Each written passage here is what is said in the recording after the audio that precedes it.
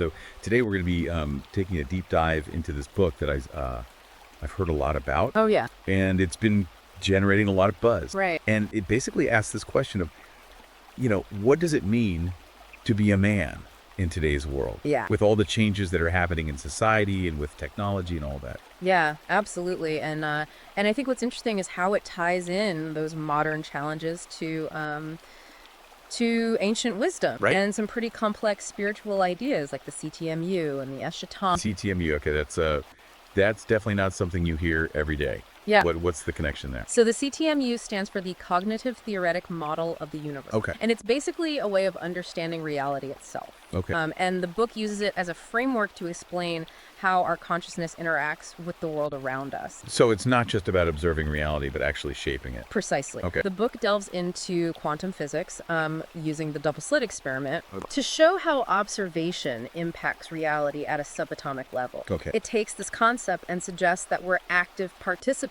in creating our reality. Hold on. So you're telling me that by simply observing something, we can actually change it? In a sense, yes, the act of observation Wow. is not passive. It's pretty mind-blowing. Yeah, and the book goes even further by connecting this to the concept of cultural Marxism, which it argues aims to fragment society, Yeah. divide people into competing groups, and undermine a sense of shared reality. So it's like on one hand, you have the C.T.M.U. that emphasizes interconnectedness. Right. And then on the other hand, you have cultural Marxism that seems to be doing the opposite, trying to break down those connections. Exactly, and it suggests that throughout history, ideological manipulation has been used to control consciousness. Okay. And it uses examples like Nazi Germany and Soviet Russia, where regimes use propaganda to shape people's beliefs and control their perception of reality. It's a bit unsettling. It is. This idea that our very perception of what's real can be manipulated. Yeah. So where does masculinity fit into all of this? Right. How does the book address being a man in the face of these potential challenges? Well, that's where the book's focus on Stoicism comes in. Okay. It presents Stoicism not just as a philosophy, but as a practical blueprint for developing resilience and strength Okay. in the face of chaos. Stoicism. I've heard of it. Yeah. But to be honest, I always thought it was about suppressing your emotion. Right. Like being some kind of emotionless robot. That's a common misconception. Okay. The book clarifies that Stoicism isn't about being emotionless, Right. but rather about cultivating inner strength and learning to control your reactions to external events. So it's more about having that inner strength, Yes. that core Yes. to weather the storms of life, Exactly. rather than letting those external factors dictate how you feel. Precisely. And the book uses the example of Marcus Aurelius, Okay. the Roman emperor who faced incredible pressure and turmoil, yet found peace amidst the chaos through his Stoic practice. Marcus Aurelius, that's the guy who wrote Meditations, right? That's right. I've always meant to check that out. Yeah. It's pretty amazing to think that he was running an empire while finding time for introspection and self-improvement. It is quite impressive. Yeah. And the book highlights how Marcus Aurelius embodied the Stoic ideal of finding strength and wisdom within, Right. even in the most challenging circumstance, Yeah. and argues that this kind of inner fortitude is an essential masculine trait. Especially in today's world. Yeah. So it's about having that inner compass, that Yeah. sense of self Yes. that allows you to navigate the chaos and stay true to your values. Precisely. Okay. And this ties into the book's warnings against getting caught up in materialism and chasing superficial success. Okay. It argues that those pursuits can actually distract us from cultivating true inner strength and spiritual growth. I can see how that would be relevant today. We're bombarded with messages telling us, buy this, achieve that, be more like this person. Right. It's easy to get lost in all the noise. Absolutely. It's a very noisy world out there. Yeah. And this book is essentially saying, hey, all that external stuff is a distraction. Yeah. It's keeping you from focusing on what truly matters, developing your inner strength, and connecting with something bigger than yourself. So for our listeners out there, why is discipline so important in a world filled with all these distractions?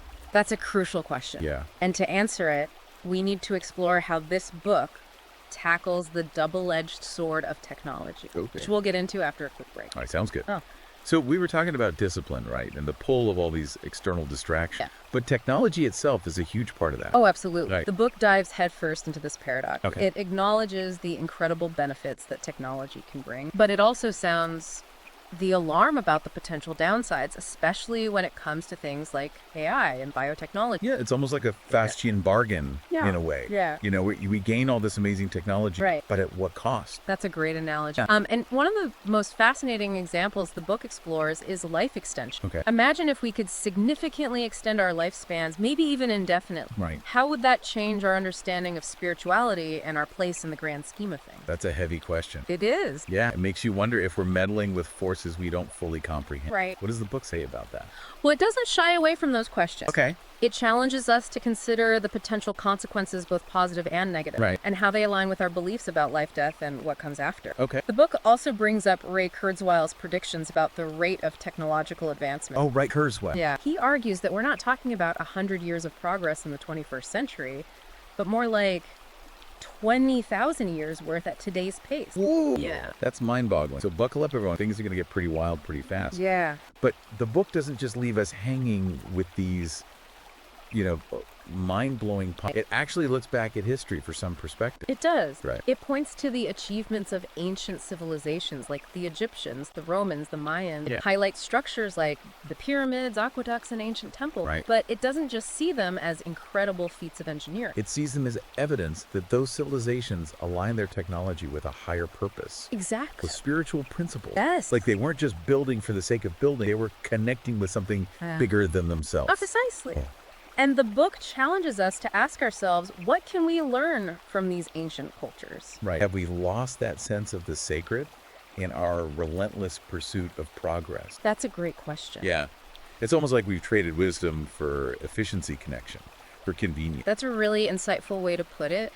And that brings us to another key concept from the book, The Red Pill. Okay. This idea of waking up to the lies we've been fed and seeing the world for what it truly is. It's about questioning the narrative. Yeah. Like in The Matrix when Neo takes the red pill Exactly. and sees reality for the first time. Yeah, the book has a great example of this with a character named John. Okay. A successful corporate lawyer who had everything money status, the corner office, Wow. but felt utterly empty inside. Right. He'd achieved what society told him was success, Right. but it wasn't fulfilling. Yeah. And the book uses John's story to illustrate how many men today are trapped in a system Okay. that doesn't align with their true purpose, their true selves. So taking the red pill is about recognizing that disconnect. Yes. That feeling of being out of sync with what you're told to believe and how you're supposed to live. Absolutely. And it's not just about seeing through the illusions. It's Yeah. about actively seeking truth, even if it's uncomfortable. Right. Even if it challenges everything you thought you knew. Right. But as the book points out, that journey can be pretty tough. It can be. Because you're going against the grain, right? You're challenging the status quo. Yeah. And that can bring up a lot of resistance, both internal and external. For sure. The book talks about the societal pressures that men face Right. to conform, to suppress their natural instincts, to fit into a mold that doesn't necessarily honor who they are. And it emphasizes the importance of developing psychological resilience to navigate that kind of environment. So it's about having the strength to be your own man. Yes. To define your own path, Yes. even when the world is telling you to do otherwise. Exactly. That's not easy. It's not, but the book offers a way forward. Okay. It encourages men to balance rationality with faith. Okay. And I don't mean religious faith necessarily, although that can be a part of it. It's more about cultivating a belief in something bigger than yourself. Okay. A sense of purpose that transcends the material world. Because ultimately, this isn't just about surviving in a blue-pilled world, right? It's about thriving. Yes. About becoming the best version of yourself. Exactly. A version that's grounded in truth and purpose. Yes. But how do we even begin to do that? Where do we find that sense of purpose? That's where the book's exploration of the eschaton becomes really powerful. Okay. Now, this might sound a bit esoteric, but bear with me. Okay, I'm intrigued. What is the eschaton exactly? It's a complex concept with a long history. Okay. But in essence, the eschaton refers to the culmination of history, the final state of things, Okay. often associated with a union with the divine. Okay. It's not simply about the end of the world, Right. but rather a transformation, a completion. So it's not something to fear, but something to strive for, a kind of ultimate goal. Exactly. And the book digs into biblical stories like Noah and Abraham, looking at how they teach us about aligning our lives with a higher will, Okay. about having the courage to face the unknown and build a better future. Okay. It suggests that understanding the eschaton can provide a roadmap for growth, both individually and collectively. Okay. I'm starting to see how this all ties together, but it's a lot to take in. It is. What's the key takeaway here for our listeners? Yeah. How can understanding this concept, the eschaton, help them in their own lives? Well, it's about recognizing that our lives have meaning and purpose, even in the midst of chaos and uncertainty. Okay. It's about seeing ourselves as part of something larger, something that transcends our individual existence. Right. And it's about having the faith and courage to step into that purpose to become the best version of ourselves, not just for our own sake, but for the sake of the world. That's powerful. But it's not just about individual growth, right? Yeah. The book also makes a strong argument for male leadership, especially in the face of modern challenges. Absolutely. It calls on men to step up and lead, not in a domineering or ego-driven way, but with strength, wisdom, and compassion. Right. It argues that the world needs men who are grounded in their values, connected to their purpose, and willing to guide others through these turbulent times. Yeah, but it's not about doing it alone. It's not. Right. The book emphasizes the importance of mentorship and brotherhood. Yes. It talks about the need for men to support each other, Yeah. to learn from each other, to build each other up.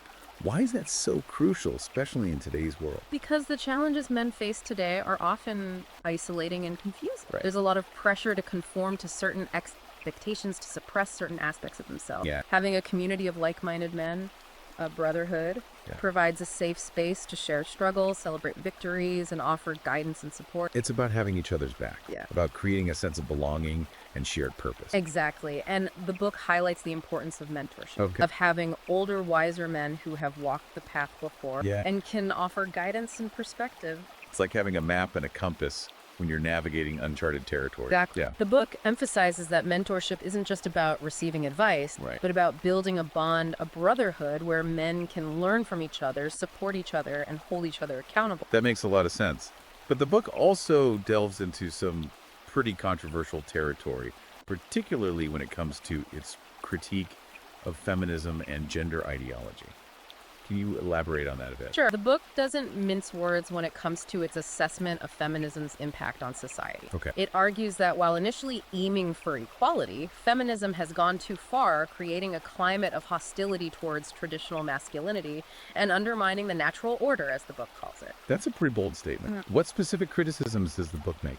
Well, for starters, it claims that feminism has demonized traditional male traits like strength assertiveness and leadership, labeling them as toxic. It also criticizes the idea that gender is a social construct, arguing that this ignores biological realities and creates confusion, particularly for children. The book suggests that these ideologies have contributed to a crisis of masculinity, leaving men feeling lost and unsure of their place in the world. So the book is essentially saying that these movements, while perhaps well-intentioned, have had some unintended negative consequences. That's right. And it argues that these consequences are particularly detrimental to men who are increasingly being told that their natural instincts and traditional roles are problematic. Right. The book sees this as a form of societal manipulation aimed at disempowering men and dismantling the traditional family structure. So it's about recognizing those narratives and reclaiming a sense of authentic masculinity, one that's grounded in strength, purpose, and a connection to something greater than oneself. Exactly. And the book offers a roadmap for doing just that, drawing on both ancient wisdom and modern insight. But before we delve into that roadmap, let's take a quick break. When we come back, we'll explore the book's practical advice for men who are ready to step up and lead in a world that desperately needs their guidance. All right, so we've covered a lot of ground here, from, quantum physics and the C.T.M.U. to ancient wisdom and the red pill. Yeah. It's clear that this book is challenging us to think differently about ourselves, about masculinity, and about our place in the world. Right. But it's not just about thinking, is it? Absolutely not. The book goes beyond theory and offers a practical framework for men to reclaim their masculinity, to become the leaders, protectors, and providers that society needs. Okay, so where do we even begin? Right. What are some concrete steps that men can take to start embodying this vision of masculinity? Well, the book emphasizes a holistic approach, focusing on physical, mental, and spiritual development. One of the key pillars is the importance of physical strength. It argues that physical fitness isn't just about vanity, but about building discipline, resilience, and mental toughness. That's interesting, because a lot of people might see physical strength as superficial, but the book seems to connect it to a deeper kind of inner strength. Exactly. It's about pushing your limits, overcoming challenges, and developing that warrior spirit. The book argues that this physical strength translates into mental and emotional resilience, equipping men to handle the pressures and obstacles of life. So it's not about becoming a bodybuilder, but about cultivating that grit and determination that can help you face any challenge. Precisely. And alongside physical strength, the book stresses the importance of mentorship. Okay. It encourages men to seek out older, wiser men who can guide them on their journey, Right. share their experiences, and offer support and perspective. It's like having a seasoned guide when you're venturing into unfamiliar territory. Yeah. Someone who can help you navigate the pitfalls and stay on course. Exactly. The book emphasizes that mentorship isn't just about receiving advice, but about building a bond, a brotherhood where men can learn from each other, support each other, and hold each other accountable. So it's about creating a community, a tribe, where men can connect, grow, and empower each other. Yes, and the book argues that this kind of brotherhood is crucial in today's world where men are often bombarded with messages that undermine their confidence and make them question their role in society. Because, let's face it, the world can be a confusing place for men right now. It can be. There are all these conflicting messages about what it means to be a man. Absolutely. On one hand, we're told to be more sensitive, Yeah. more emotionally expressive. Right. But then on the other hand, we're told that traditional masculinity is toxic and outdated. Right, it's a difficult tightrope to walk. It is. It's almost like men are being told to be everything and nothing at the same time. That's a great way to put it. Yeah. And the book is saying, hey, enough is enough. It's time for men to reclaim their innate strengths, their natural instincts, and their rightful role in the world. So it's about rediscovering that authentic masculinity, one that's not defined by external pressures, but by inner strength, purpose, and a connection to something greater. Exactly. And the book provides a roadmap for doing just that. A roadmap that combines ancient wisdom with modern insights, practical advice with spiritual guidance. This has been a truly fascinating deep dive. It has. But for our listeners who are intrigued and want to explore these ideas further, where can they go to learn more?